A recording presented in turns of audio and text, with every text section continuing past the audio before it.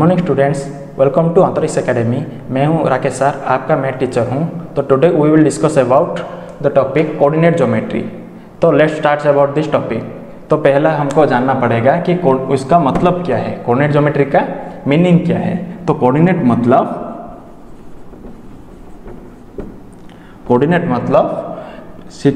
Points of situation.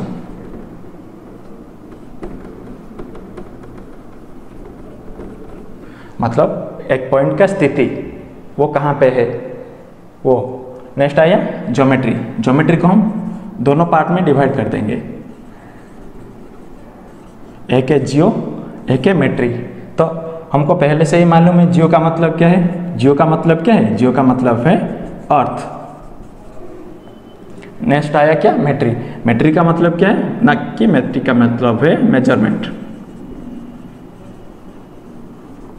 सो अर्थ में कोई भी ऐसा पॉइंट हो जिसको लेकर हम मेजरमेंट करेंगे तो वो कोऑर्डिनेट ज्योमेट्री में आएगा। तो ये हो गया, हमको मालूम हो गया कि कोऑर्डिनेट ज्योमेट्री का मीनिंग क्या है। तो basically coordinate geometry is divided into 3 types. That is first one is 1 dimension, मतलब जिसमें सिर्फ एक ही डायमेंशन होगा, जैसे कि वो लेंथ होगा। नेक्स्ट आया 2D, मतलब 2 डायमेंशन जिसमें लेंथ भी है, ब्रेथ भी है। और थर्ड वन आया क्या? 3 डायमेंशन, मतलब जिसमें लेंथ है, ब्रेथ भी है और इसका हाइट भी होगा।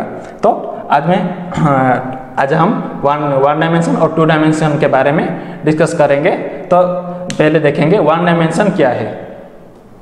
तो 1 डायमेंशन क्या मतलब, अगर एक हम पॉइंट नंबर लाइन पर लेंगे, जैसे कि वो हो गया P, तो उसका सिचुएशन क्या है, उसका स्थिति क्या है। तो नंबर लाइन हमको पहले से ही मालूम है।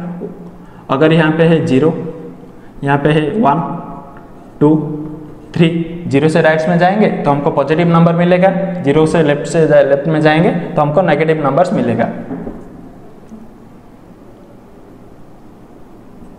जिसका -1, -2, -3। सो ये देखकर हमको P का सिचुएशन क्या मिला, मतलब P कौन से रियल नंबर को मेंशन करता है कि P -1 को मेंशन करता है। समझ में आ रहा है कि नहीं? समझ में आ रहा होगा। तो अगर और एक पॉइंट हम यहाँ पे लेंगे, क्या? अगर और एक पॉइंट हम यहाँ से Q लेंगे तो Q कौन सा रियल नंबर को मेंशन करता है कि Q का सिचुएशन क्या है कि नंबर 2। ये समझ में आ रहा है कि नहीं? तो उसके बाद हम जो मेजरमेंट बोले तो उसको लेकर हमको मेजरमेंट क्या करना पड़ेगा। तो सिर्फ मैंने बोला कि 1 डायमेंशन में सिर्फ क्या है, सिर्फ डिस्टेंस ही है। तो डिस्टेंस मतलब तो P से Q का डिस्टेंस क्या होगा? P से Q का डिस्टेंस होगा, P से Q तक कितने यूनिट्स है? P कहाँ से राइट में जाने के बाद Q मिलेगा, या P से लेफ्ट में जाने के बाद Q मिलेगा, हमको देखना है पहले। तो यहाँ पे राइट में जाकर मिलेगा। तो यहाँ पर तो P से Q कितने यूनिट्स है? तो 1, 2, 3। तो मतलब इसका मतलब हुआ कि P से Q का डिस्टेंस क्या होगा? 3 यूनिट्स। तो समझ में आ रहा है कि नहीं? तो फर्स्ट 1 डायमेंशन में क्या, सिर्फ उसका डिस्टेंस ही हम कैलकुलेशन कर पाते हैं। तो नेक्स्ट, तो समझ में आ रहा है। तो 1 डायमेंशन क्या हमको मालूम हो गया। तो नेक्स्ट आया क्या? 2 डायमेंशन। 2 डायमेंशन मतलब क्या है? तो 2 डायमेंशन में तो अगर हम वो वहाँ पे क्या होगा कि 2 डायमेंशन में 2 डायमेंशंस होगा, जैसे कि मैंने बोला कि लेंथ और ब्रेथ होगा। तो मैंने एक पॉइंट व्हाइट बोर्ड में ले रहा हूँ, तुम अपने व्हाइट पेपर में ले सकते हो। जैसे तो वहाँ पे हम देख रहे हैं कि व्हाइट बोर्ड में वो क्या है, लेंथ है और ब्रेथ भी है। वैसी तरह तुम्हारे पेपर में भी पेपर का भी लेंथ होगा, ब्रेथ होगा। तो अगर हम एक पॉइंट लेंगे तो वो लेंथ से कितनी दूर है और ब्रेथ से कितने दूर है। समझ में आ रहा है कि नहीं? तो जो कि उसको लेकर हम इसको सिचुएशन पता चलेगा। तो उसको हम एक क्या, अगर एक पॉइंट हम ग्राफ में लेंगे, ग्राफ में लेंगे तो उसका डायमेंशन क्या, मतलब उसका स्थिति क्या होगा, कोऑर्डिनेट क्या होगा, तो हम देखते हैं। तो पहले वो ग्राफ मतलब क्या है। ग्राफ मतलब यहाँ पर दोनों एक्सिस है, एक है एक्स एक्सिस और एक है वाई एक्सिस। समझ में आ रहा है? तो दोनों both these 2 axes are mutually perpendicular to each other at the point O। मतलब दोनों एक्सिस एक दूसरे को 90 डिग्री में कट करते हैं और जो वो जहाँ पर मिलते हैं उसको हम क्या बोलते हैं, ओ मतलब ओरिजिन। समझ में आ रहा है। तो पहले वो ग्राफ के बारे में मैं कुछ बोल देता हूँ। तो अगर हम ओरिजिन से राइट में जाएंगे, जैसे कि नंबर लाइन में है, ओरिजिन से राइट में जाएंगे तो हमको क्या पॉजिटिव नंबर्स मिलेगा।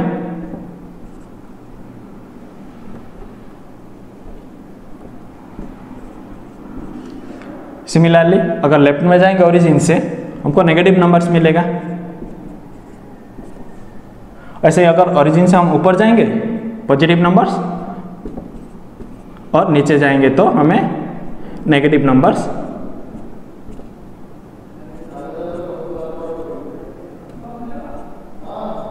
मिलेगा। समझ में आ रहा है। तो वो दोनों एक्सिस एक दूसरे को काट कर 4 क्वाड्रेंट्स में डिवाइड होते हैं। मतलब ये पहला आ गया क्वाड्रेंट 1, दूसरा है क्वाड्रेंट 2, तीसरा है क्वाड्रेंट 3 एंड लास्ट पार्ट है क्वाड्रेंट 4। समझ में आ रहा है। तो वो 4 क्वाड्रेंट्स में डिवाइड हो रहा है। तो इसके बाद क्या समझ में आ रहा है कि नहीं। तो देखेंगे तो एक पॉइंट हम यहाँ पे लेके कि P, तो मतलब क्या है कि ये जो पॉइंट है वो एक्स एक्सिस से कितने दूर है, वो एक्स एक्सिस से जितने दूर है वो क्या होगा वाई एक्सिस का, मतलब वाई का कोऑर्डिनेट होगा। तो मतलब वो एक्स एक्सिस से कितने दूर है 1 यूनिट। समझ में आ रहा है कि नहीं।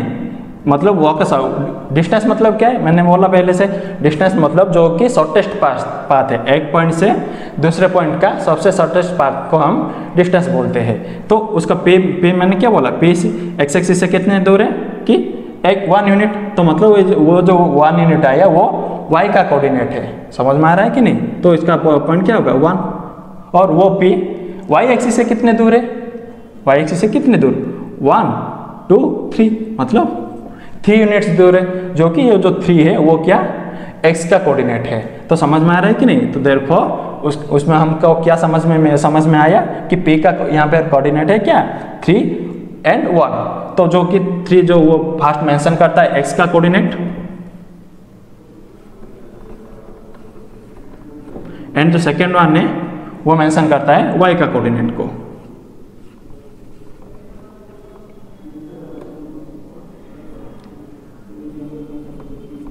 y का कोऑर्डिनेट को। सो हमको x कोऑर्डिनेट का अनदर नेम भी है जिसको हम एब्सिसा बोलते हैं, और y कोऑर्डिनेट का अनदर नेम है जिसको हम ऑर्डिनेट बोलते हैं। क्या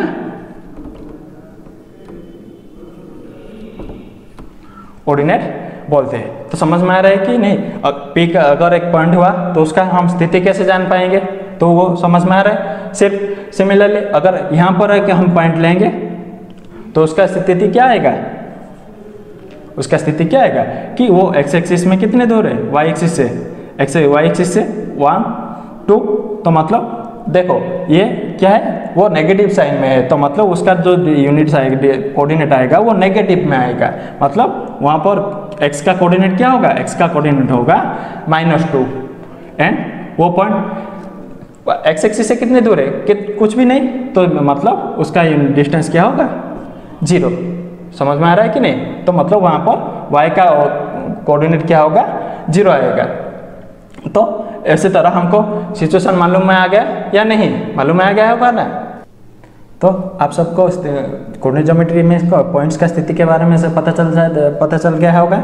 जैसे कि हमको पहले क्या है, जो अगर 1 डायमेंशन में होगा तो एक पॉइंट्स का सिचुएशंस क्या है, मतलब अगर एक स्ट्रेट लाइन में सारे पॉइंट्स एक रियल नंबर्स को मेंशन, डिफरेंट रियल नंबर्स को मेंशन करता है, वैसी तरह उसके उल्टे में हम बोलेंगे तो सारे रियल नंबर्स स्ट्रेट लाइन में कोई ना कोई डिफरेंट पॉइंट्स को रिप्रेजेंट करते हैं। वैसे ही अगर हम 2 डायमेंशन में लेंगे तो वो प्लेन में होगा, तो वो प्लेन को हम क्या बोलते हैं कि उसको XY प्लेन भी हम बोल सकते हैं, या फिर कोऑर्डिनेट प्लेन, या फिर कार्टेशियन प्लेन भी हम उसको बोल सकते हैं। समझ में आ रहा है कि नहीं। तो वो जो प्लेन है जहाँ पे x एक्सिस है और y एक्सिस है उसको हम कोऑर्डिनेट प्लेन भी बोल सकते हैं, XY प्लेन भी बोल सकते हैं, और कार्टेशियन प्लेन भी बोल सकते हैं।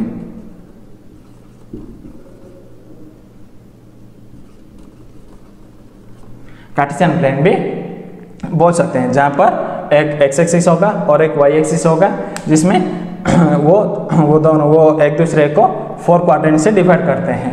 जहाँ पर हम पहले में क्या मिलेगा, पहला क्वाड्रेंट में सारे पॉजिटिव नंबर्स मिलेगा, दूसरा क्वाड्रेंट में एक्स पॉजिटिव होगा, सॉरी एक्स नेगेटिव होगा और वाई पॉजिटिव होगा, और तीसरा क्वाड्रेंट में दोनों से के दोनों नेगेटिव में आएंगे, और चौथा क्वाड्रेंट में एक्स पॉजिटिव होगा और वाई नेगेटिव में आएगा। तो वो समझ में आ रहा है कि दो एक पॉइंट अगर क्या 2 डायमेंशन में हो तो उसका डायमेंशन क्या होगा, मतलब उसका कोऑर्डिनेट क्या होगा, एक्स कोऑर्डिनेट को मेंशन करेगा और एक वाई कोऑर्डिनेट को मेंशन करेगा, जिसको हम आपसीसा बोल रहे हैं और एक को ऑर्डिनेट बोल रहे हैं। तो ये हमको पता चल गया कि वो पॉइंट्स का सिचुएशंस क्या है। तो उसके बाद क्या है, ज्योमेट्री, मतलब वो पॉइंट्स को लेकर हम कैसे मेजरमेंट करेंगे। तो वो मेजरमेंट को लेकर कि डिफरेंट सारे फार्मूलास है वो मैं लिख देता हूँ। सो उसके पहले मैं बोलना चाहता हूँ कि हम किसी भी तरह का प्रॉब्लम सॉल्व करने से पहले, मतलब किसी भी तरह का मेजरमेंट करने के लिए हमको दोनों पॉइंट्स या दोनों से ज़्यादा पॉइंट्स का कोऑर्डिनेट जानना जरूरी होगा। जैसे कि वो दिया होगा तो उसको लेकर हम मेजरमेंट कर सकते हैं। तो डिफरेंट टाइप्स ऑफ मेजरमेंट्स है, जैसे कि फर्स्ट आया डिस्टेंस फार्मूला, मतलब एक पॉइंट से दूसरे पॉइंट्स का डिस्टेंस क्या होगा। वैसे ही नेक्स्ट आया सेक्शन फार्मूला। सेक्शन फार्मूला क्या, दोनों पॉइंट्स दिया होगा, उसके बीच में हमें एक पॉइंट लेना होगा जो कि इंटरनल डिवीजन करेगा सम रेशियोस में। और नेक्स्ट आया एक्सटर्नल डिवीजन, क्या है, सिर्फ वही बात, दोनों पॉइंट्स दिया होगा और एक पॉइंट का हमको कोऑर्डिनेट निकालना होगा, जैसे कि वो एक्सटर्नल डिवाइड करेंगे सम रेशियोस में।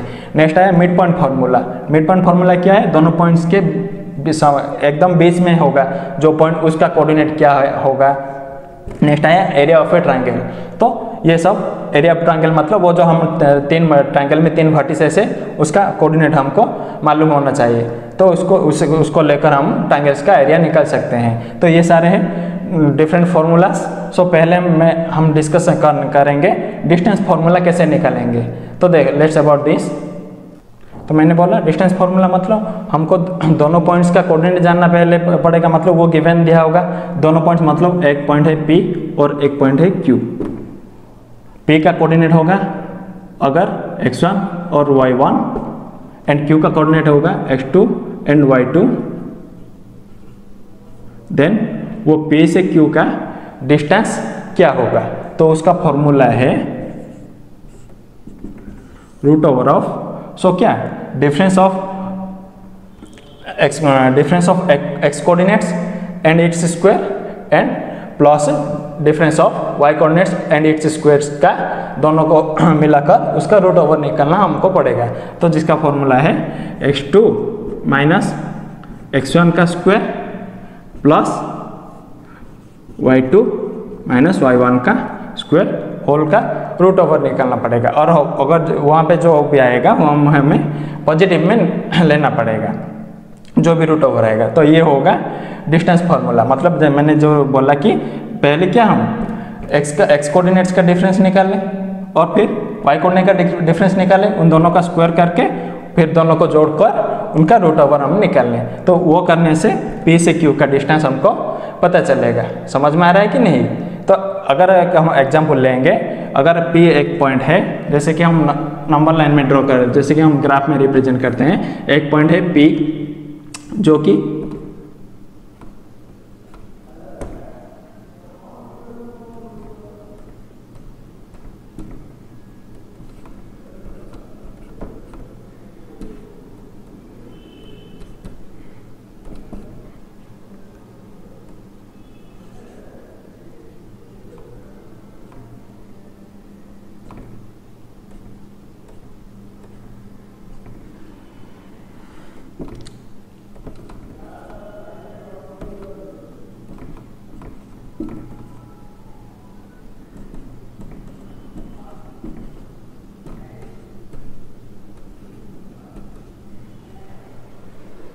तो हम देख रहे हैं यहाँ पर है P, जैसे कि P का कोऑर्डिनेट क्या होगा, मतलब P का सिचुएशन क्या होगा, ना कि X कोऑर्डिनेट क्या होगा, Y एक्सिस का डिस्टेंस मतलब 2 और Y कोऑर्डिनेट 3। समझ में आ रहा है कि नहीं। सिमिलरली Q का कोऑर्डिनेट क्या होगा कि X कोऑर्डिनेट में -3 और Y कोऑर्डिनेट में -2।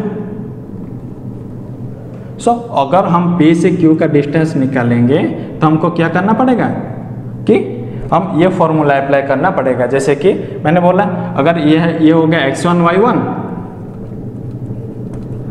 और ये हो गया x2 y2, सो P से Q का डिस्टेंस क्या होगा कि x2 माइनस x1, मतलब x2 क्या है -3 माइनस 2 का square plus y2 minus y1, y2 मतलब क्या है -2 माइनस 3 का स्क्वायर का होल रूट ओवर। जैसे कि आएगा क्या -3 माइनस 2 मतलब वो 5 -5 का स्क्वायर प्लस ये क्या है -5 का स्क्वायर का होल रूट ओवर। जैसे कि आएगा क्या 5 का स्क्वायर 25 प्लस 25 मिलकर हो गया √50, जिसका हो गया वैल्यू आएगा 5√2।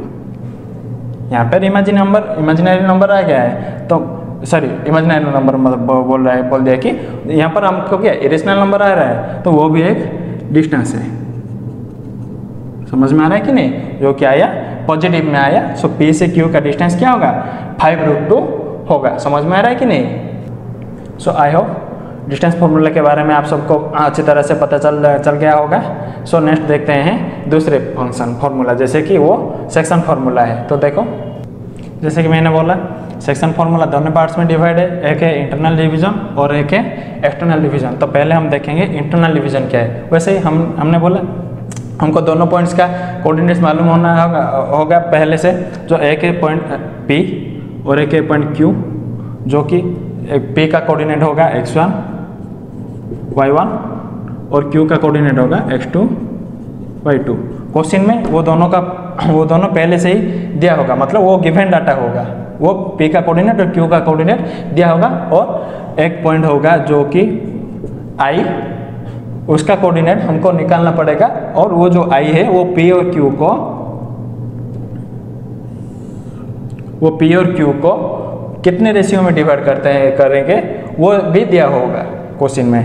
मतलब वो यहाँ पर हम लेंगे तो वो I m/n रेशियो में डिवाइड करना है। लेट हम लेंगे P और PQ को I कितने रेशियो में डिवाइड करता है m/n रेशियो में डिवाइड करता है। मतलब वो m मल्टीप्लाई होगा उसका डिस्टेंस और उसका डिस्टेंस n का मल्टीप्लाई होगा। समझ में आ रहा है कि नहीं। सो वो दोनों अगर इतने गिवन पॉइंट्स इतने गिवन डाटा दिया होगा तो I का कोऑर्डिनेट क्या होगा, तो I का कोऑर्डिनेट यहाँ पे होगा कि m इंटू x2। समझ में आ रहा है कि नहीं, m into x2 plus n into x1 whole divided by m plus n।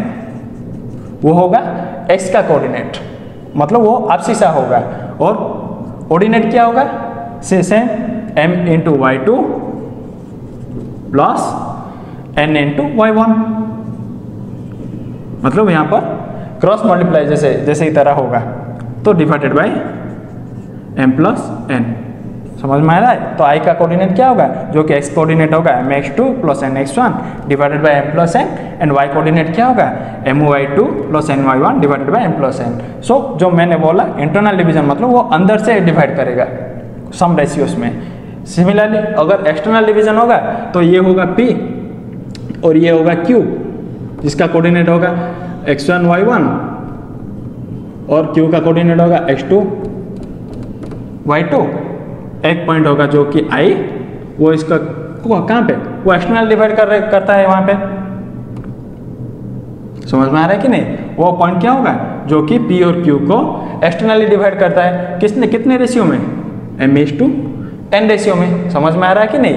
तो m/n रेशियो में डिवाइड करता है, तो वहाँ पर I का कोऑर्डिनेट क्या होगा। तो सिमिलरली उसमें डिफरेंस क्या है, यहाँ पर दोनों का प्लस हो गया, वहाँ पर दोनों का माइनस होगा। जैसे कि mx2 minus nx1 divided by m minus n, वो हो गया आपसी सा। और ऑर्डिनेट क्या होगा my2 minus ny1 divided by m minus n। समझ में आ रहा है कि नहीं। तो इंटरनल डिवीजन का फॉर्मूला क्या होगा और एक्सटर्नल डिवीजन का फॉर्मूला क्या होगा, समझ में आ रहा है। तो हम नेक्स्ट देखेंगे, नेक्स्ट पार्ट क्या है कि mid point formula. Mid point formula क्या है हम अब देखेंगे। सो मिड पॉइंट फॉर्मूला क्या है वैसे ही दोनों पॉइंट्स का डाटा, दोनों पॉइंट्स का कोऑर्डिनेट दिया होगा, जैसे कि x1 y1 और x2 y2, और एक जो पॉइंट का कोऑर्डिनेट हमको निकालना पड़ेगा जो कि एकदम बीच में होगा। मैंने बोला मिड पॉइंट मतलब एकदम बीच में, मतलब P से I का डिस्टेंस जो होगा Q से I का डिस्टेंस भी वही आएगा। तो मतलब वहाँ से हम देखेंगे तो वो दोनों का रेशियो क्या हो गया, 1:1 हो गया। समझ में आ रहा है कि नहीं? अगर वो दोनों का डिस्टेंस इक्वल हो जाएगा तो उनका रेशियो क्या होगा, PI से QI का रेशियो क्या आएगा, 1:1 आएगा। तो अगर वो हम इंटरनली मिड पॉइंट मतलब वो हम हमेशा क्या अंदर में ही आएगा, मतलब इंटरनली डिवाइड करेगा। सो देयरफॉर उस फॉर्मूला को हम रिलेट करके हम लिख पाएंगे कि I का कोऑर्डिनेट क्या होगा, कि I का कोऑर्डिनेट होगा x1 plus x2 divided by 2 and y1 plus y2 divided by 2। तो आप पूछ सकते हो सर वहाँ पर तो पहले x2 आया था, वहाँ उसके बाद x1 आया था। तो मैंने ये बता दे रहा हूँ कि x1 से x2 मिलाकर जो आएगा, x2 से x1 मिलाकर वही आएगा। अगर आप वही भी फॉर्मूला यूज करोगे तो कोई भी प्रॉब्लम नहीं होगा, क्योंकि यहाँ पर प्लस हुआ है, प्लस मतलब अरेंजमेंट हो जाए, मतलब और ऑपोजिट मतलब वो क्या है, ऑपोजिट हो जाएगा। समझ में आ रहा है कि नहीं? तो x1 plus x2 divided by 2 and y1 plus y2 divided by 2, मतलब ये फॉर्मूला यूज करके हम वो I का जो मिड पॉइंट फॉर्मूला है वो I का कोऑर्डिनेट हम निकाल सकते हैं। तो समझ में आ रहा है मिड पॉइंट फॉर्मूला क्या होगा। तो उसके बाद रह गया क्या, area of A triangle. Area of A triangle में मतलब तो देख रहे हैं। So area of A triangle मतलब एरिया का जो 3 वर्टिसेस है वो वर्टिसेस का कोऑर्डिनेट्स पहले से ही क्वेश्चन में दिया होगा। तो उसका एरिया हम कैसे निकालेंगे, ताकि फॉर्मूला है area of triangle ABC equals to, हमको ये पहले से हम कैसे याद कर सकते हैं, जैसे कि वो फॉर्मूला है बहुत ही इजी है। तो पहले हम क्या लिख देंगे, पहले हम क्या x1 लिख देंगे। समझ में आ रहा है कि नहीं? सो वो बहुत इजी है। तो पहले हम क्या कैसे लिखेंगे कि half into x1 plus x1 into sum x2 into sum plus x3 into sum. So x1 x2 x3 मतलब 3 पॉइंट्स का x कोऑर्डिनेट हमने लिख दिया। तो x1 से कौन मल्टीप्लाई होगा कि x1 पहला पॉइंट हो गया, तो बाकी दोनों पॉइंट्स में y कोऑर्डिनेट्स का डिफरेंस मल्टीप्लाई होगा। समझ में आ रहा है कि नहीं? x1 plus x2 plus x3 हमने लिख दिया। तो x1 के साथ क्या मल्टीप्लाई होगा कि x1 जो पॉइंट है उसको छोड़ के बाकी दोनों जो पॉइंट है उसका डिफरेंस y2 माइनस y3। समझ में आ रहा है? तो देन x2 से क्या होगा, x2 कांस्टेंट हो गया तो उसमें वो हाँ देखेंगे वो कहाँ से कहाँ माइनस होगा कि वो एक साइक्लिक मैनर में जाएगा। वो x2 हो गया तो उसके बाद क्या c और a रह गया, तो वो साइक्लिक मैनर में मतलब y3 से y1 माइनस होगा, नॉट y1 से y3। समझ में आ रहा है कि नहीं? वो एक साइक्लिक मैनर में जाएगा, जैसे कि y3 से y1 माइनस होगा। वैसे x3 हो गया तो वो हो गया, तो x3 के साथ कौन मल्टीप्लाई होगा कि y1 से वो x3 के बाद क्या आ गया x1, जो कि c के बाद a आ रहा है, तो वो क्या से y1 से y2 माइनस होगा। समझ में आ रहा है कि नहीं? तो लग रहा है ना बहुत इजी। तो मुझे लगता है कि तुम ये फॉर्मूला तुमको याद रीड करना नहीं पड़ेगा, वो ऐसे ही आज से ही याद रह गया। समझ में आ रहा है कि नहीं? तो ये हो गया एरिया ऑफ ए ट्रायंगल। तो उसको ये फॉर्मूला को हम यूज करके हम रेक्टेंगल का एरिया या फिर स्क्वायर का एरिया कैसे निकालेंगे, वो रेक्टेंगल को दोनों ट्रायंगल में डिवाइड कर देंगे और दोनों का एरिया निकल कर वो हम क्या ऐड कर सकते हैं। तो ये ट्रायंगल के एरिया को यूज करके हम रेक्टेंगल, स्क्वायर और जैसे कि रोम्बस है, पैरेललोग्राम में, वो सब का एरिया हम निकाल सकते हैं। तो ये हो गया ट्रायंगल ऑफ एरिया। तो I hope today's class is you are better understand. If you have any doubts you can comment me. Thank you students.